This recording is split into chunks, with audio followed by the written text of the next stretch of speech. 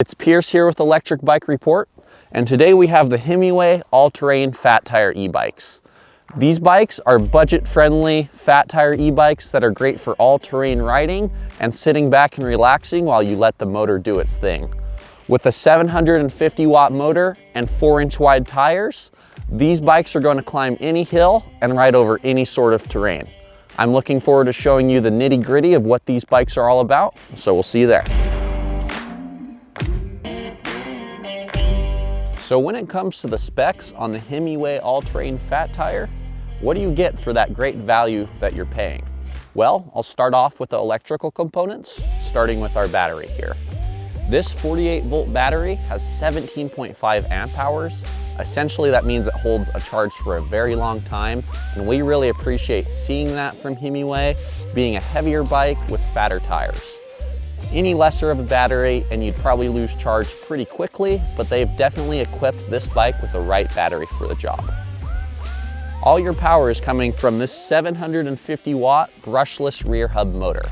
This motor packs a serious punch. Whether you're using the throttle or pedal assist, you're going to feel the power of the Himiway all-terrain fat tire right away.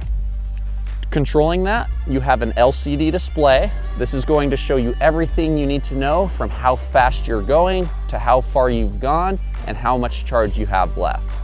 They didn't overcomplicate the display, and everyone is going to understand the data that they're giving you when you're riding. They've also equipped the Himiway fat tire with a 48-volt front headlight and a rear brake light that will turn on as you brake. I like this headlight because it can get you home in low light conditions and let you be seen to others even if you're not seeing too well yourself. So as far as safety goes, the headlight is definitely adding a lot of safety to this bike, especially if you plan on doing a lot of riding in lower light conditions. When it comes to your drivetrain, you have a Shimano Altis drivetrain. This has 7 speeds total, and I find that's plenty for how powerful this bike is. On the hard end of your gears, you have a gear hard enough to get going and maintain your speed. And on the easy end, you have plenty of granny gears that are going to boost you up the hill without you having to work too hard.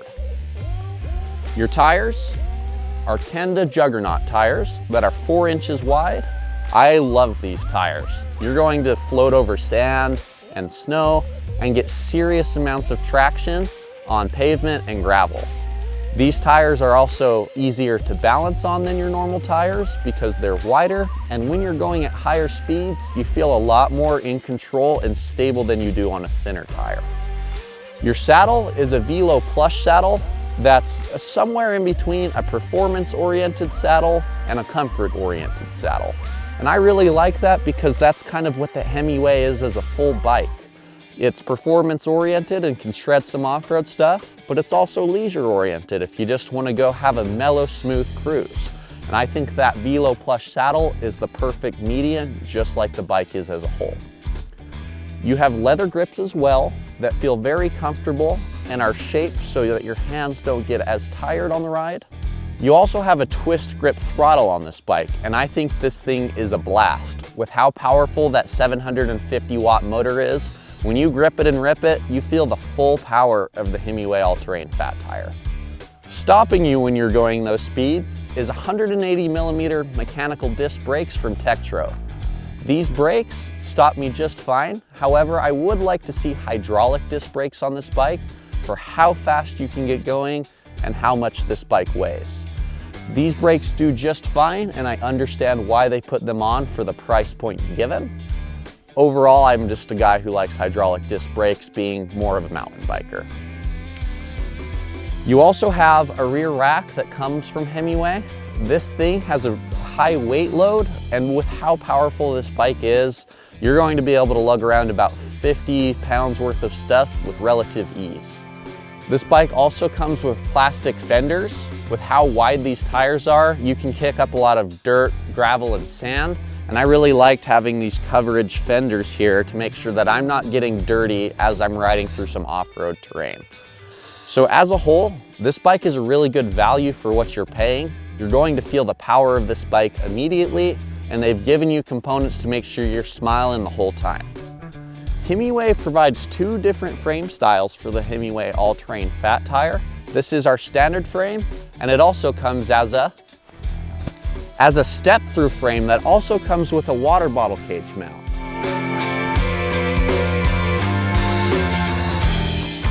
The Himiway Cruiser glides over almost any terrain with little regard for what's in its path thanks to its 4-inch tires. Being a cruiser, you'd typically expect it to be less maneuverable, but that wasn't the case here. We had virtually no issues biking around on terrains ranging from paved trails, to gravel, to hard-packed dirt, and even loose sand. With as much power as this bike has, there's a small learning curve in the beginning to manage your speed so you don't get out of control. But with how stable this bike is overall, that wasn't a huge issue to our test riders, who adjusted fairly quickly.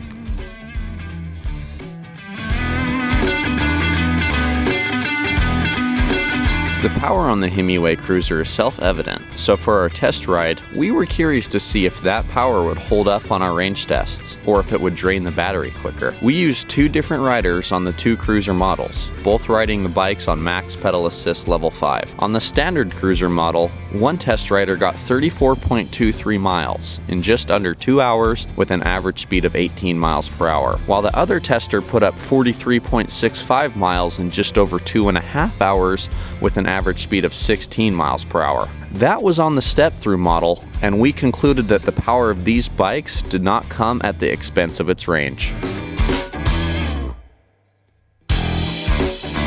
Alright, so if you're paying attention during our spec part of the review, you know that this bike has a lot of power in its 750 watt motor.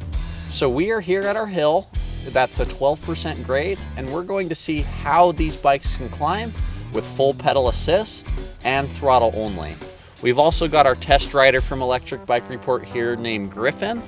Griffin weighs a little bit more than me and is also taller. So for 2 different sized people, we're going to see how these bikes climb, and then we're going to let you know the results after. Griffin, have you tried these bikes before? I have ridden them around a little bit. I haven't gone up any hills that are as steep as this one yet, so I am going to be very interested to see if all that power does translate well on the hill. It does get me to the top. I guess we'll find out. Yeah, and same thing with me. I've taken this on a lot of hills, but none quite this steep, so I think this will be the true test of how these bikes climb. All right, well, let's get at it. Yeah, let's see how it goes.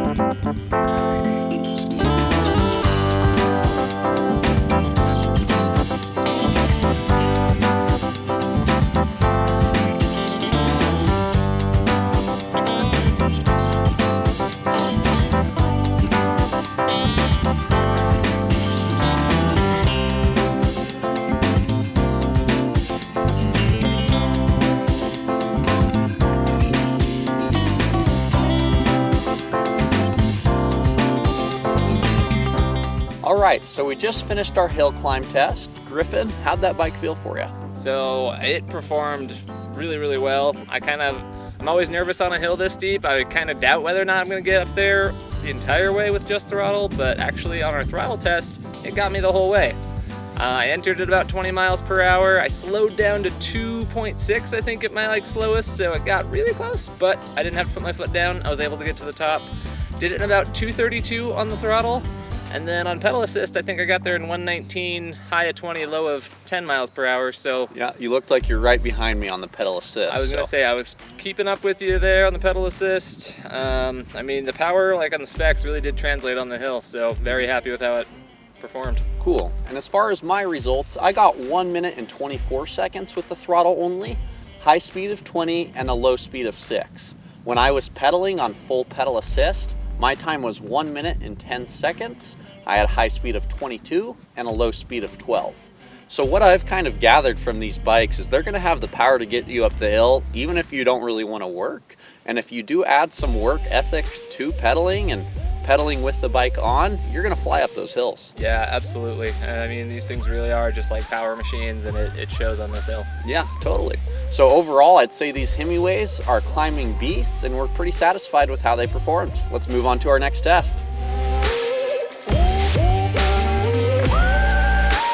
Alrighty guys, so it's pretty apparent that the Himiway Fat Tire Cruiser is a very powerful bike. So to see just how powerful and speedy this behemoth of a bike is, we've set up cones 300 feet apart, we're 100 yards, and we're going to see how fast we can do this with full pedal assist while pedaling the whole time, with throttle only, and with me pedaling with the bike completely off. After this, you should get a good idea of how this bike can accelerate, if pedal assist is faster, if throttle is faster, and how it all adds up. So let's get started.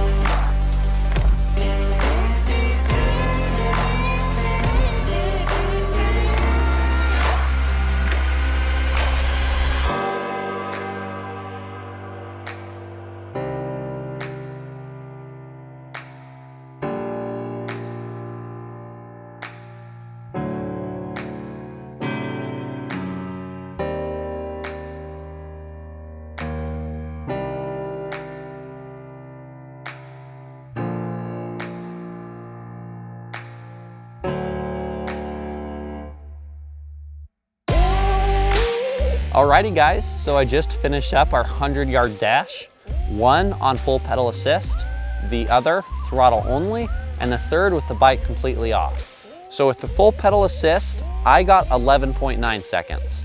On throttle only, I got 12.7 seconds. The biggest difference here was I was off the line a lot faster with throttle, but my top speed was around 19 or 20. With pedal assist, it did take a little bit longer to get going, but my top speed was 24. So what I've gathered from that info is if you're at a stoplight, a stop sign, or just stopped in general, you're going to get back up to speed acceleration-wise a little bit faster with the throttle, and you're going to reach a higher top speed with pedal assist level 5. On the topic of me pedaling this beast around without any assistance at all, I got 15.6 seconds. That kind of shows you that this bike is a little bit hard to push when it's off. You can still do it, but you can definitely feel the weight of this thing when it is completely off. Alrighty guys, so the hill test went well, and now we are onto my favorite test, which is the brake test. It's always a lot of fun to go full speed and see how fast we can get these bikes to slow down.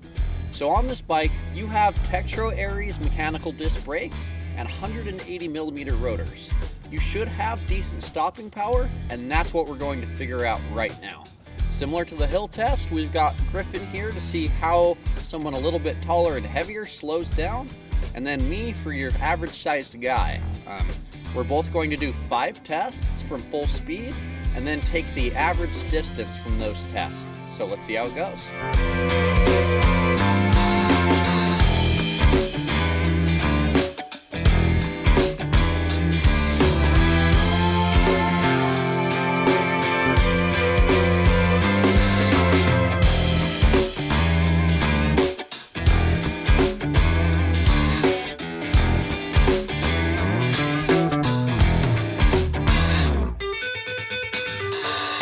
Alrighty guys, so after lots of skidding and high speed action, we have finished our brake test and the results are in.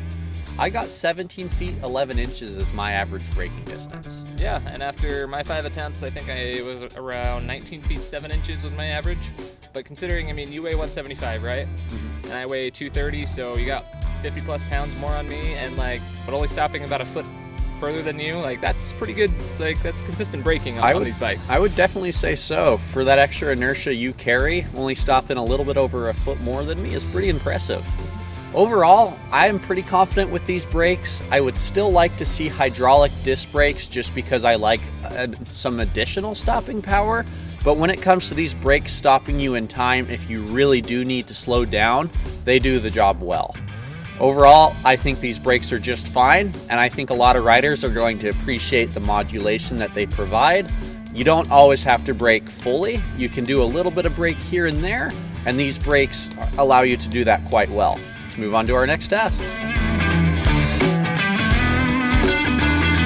Alrighty guys, we're finishing up our day here reviewing the Himiway Fat Tire Cruisers, and let me just say, these are some seriously smooth sailing rides.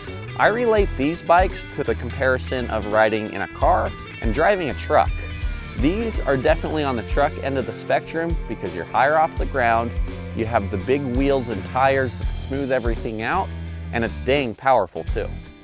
These are going to be good bikes for those who can't really decide what surface they want to ride on, or people who want to ride on multiple surfaces.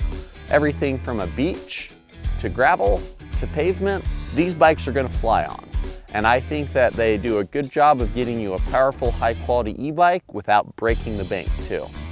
With that being said, these are the Himiway Fat Tire Cruisers. And I really appreciate you guys taking the time to watch our video today.